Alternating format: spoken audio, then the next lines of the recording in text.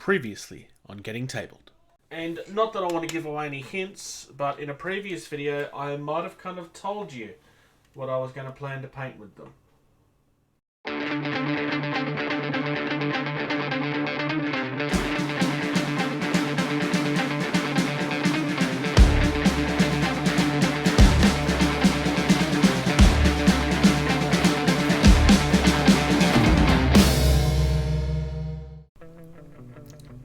So, as you can see, we're moving into the instant colors. 3 Bakemono warriors. Ultimately, each are going to have a different undertone. This is the pure white. The next will be the bone charm. And third, we will have the ice charm. The intention is to give you an idea of the subtle differences or the major differences between the three,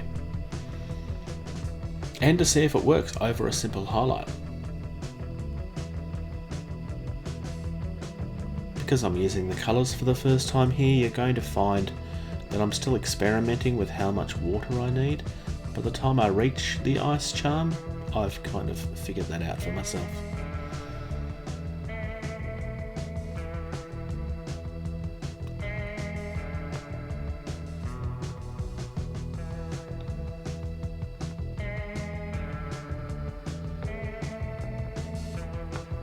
And this is the point where I've realised I didn't add enough water.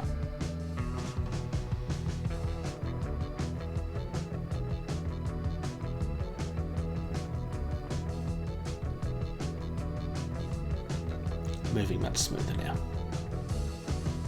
Oops, meant that.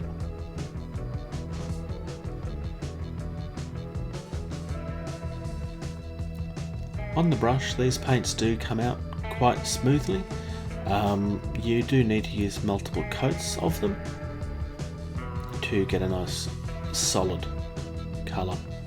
I did find that the grey covers better than the off-white does, which shouldn't surprise most people.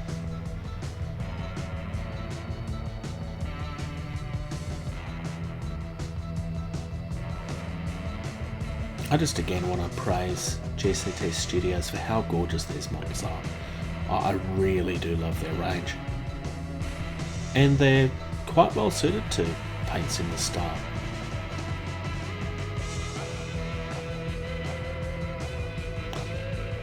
I do apologise for the focus coming in and out. It's kind of one of the downsides of using your phone camera to capture this footage. It keeps on changing its mind on what it wants to focus on.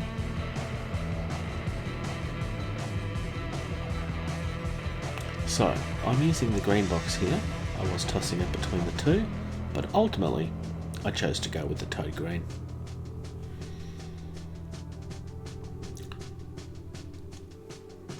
And here we go. Now, much similar to the contrast, you're going to find that these will try to sit in the recesses, but because the colours on these are not as strong as the contrast paints, you do need to watch how it's drying, because sometimes the upper areas will become much more pale than you're expecting them to. You can already start to see it on the forehead. As time goes, I add more colour just to keep a stronger tone.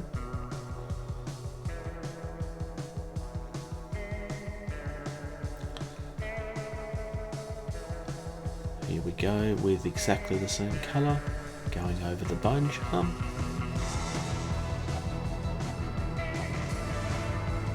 And finally, going over the ice charm.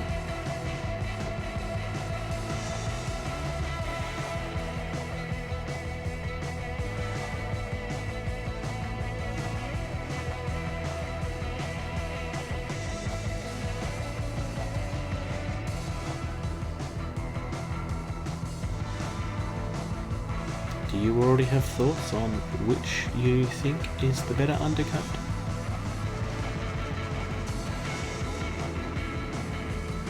There is definitely a difference here, but it's very subtle. Here was the big surprise for me. I honestly expected the zenithial highlight would go worse than it did. I think this may actually be the better of them, to my eye. The yellow doesn't come out as nicely as I thought it would with this particular colour. I'd probably need to add another layer, but the grey is very impressive.